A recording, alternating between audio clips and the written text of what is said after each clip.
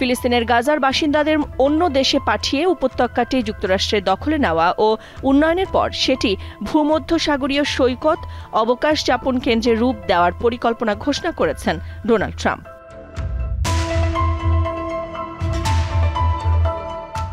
এক বছর আগেই জামাতা জ্যারেড কুশনার গাজাকে নিয়ে একই রকম ধারণা প্রকাশ করেছিলেন। 2024 সালের ফেব্রুয়ারিতে হার্ভার্ডের একটি অনুষ্ঠানে জ্যারেড বলেছিলেন, সাগর পাড়ের সম্পত্তি গাজার অনেক মূল্য। এমনকি আরব ইসরায়েল সংঘাতকে ইসরায়েল ও ফিলিস্তিনিদের মধ্যে আবাসন খাতের দ্বন্দ্বের চেয়ে বেশি কিছু নয় বলেও বর্ণনা করেন তিনি। প্রেসিডেন্ট হিসেবে ট্রাম্পের প্রথম মেয়াদে কুশনার তার মধ্যপ্রাচ্য বিষয়ক বিশেষ দূতের দায়িত্ব পালন করেন। ইসরায়েলের সঙ্গে কয়েকটি আরব দেশের সম্পর্ক স্বাভাবিক করতে আব্রাহাম চুক্তি সই করার ক্ষেত্রেও সহায়তা করেন তিনি। ট্রাম্প আবাসন খাতে বিনিয়োগের সুযোগের সঙ্গে এবারই যে প্রথম গাজাকে টেনে কথা বলেছেন তা নয়। গত বছরের অক্টোবরে একটি রেডিওতে দেয়া সাক্ষাৎকারে বলেছিলেন, যদি গাজাকে ঠিকমতো পুনর্নির্মাণ করা যায় তবে তা মোনাকোর চেয়েও ভালো হতে পারে।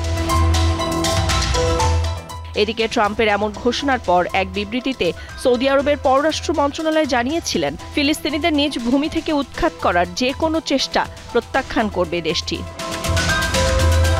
এরই মাঝে বিস্ফোরক মন্তব্য করেছেন ইসরায়েল প্রধানমন্ত্রী বেনিয়ামিন নেতানিয়াহু।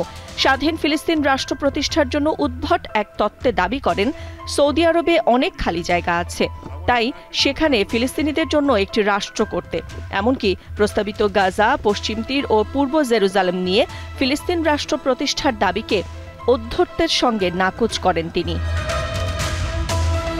ইসরায়েলের ডানপন্থী সংবাদ মাধ্যম চ্যানেল 14কে দেয়া সাক্ষাৎকারে নেতানিয়াহু বলেন, ফিলিস্তিনিদের রাষ্ট্র প্রতিষ্ঠা করতে দেওয়ার মতো যথেষ্ট জায়গা সৌদি আরবে আছে। সৌদি কর্তৃপক্ষ সেখানে একটি ফিলিস্তিনি রাষ্ট্র প্রতিষ্ঠা করতে পারে বলেও পরামর্শ দেন। এর আগে ইসরায়েলের সঙ্গে সম্পর্ক স্বাভাবিক করার ক্ষেত্রে স্বাধীন ফিলিস্তিন রাষ্ট্র প্রতিষ্ঠার শর্ত দিয়েছিল সৌদি আরব।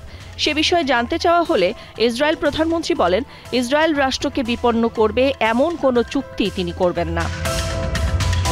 গাজাকে সমুদ্র সৈকতের অবকাশ যাপন কেন্দ্র বানানোর ট্রাম্পের অসম্ভব পরিকল্পনাটি শুনতে ভালো হলেও ফিলিস্তিনিদের জন্য এটি দুঃস্বপ্নের মতো। এই ঘোষণা তাদের নাকবা বা 1948 সালে যুদ্ধের পর ইসরায়েল রাষ্ট্র প্রতিষ্ঠার শুরুতে তৈরি হওয়া বিপর্যয়ের কথাই মনে করিয়ে দেয়। নাদিরা জাহান, দীপ্ত বার্তা কক্ষ।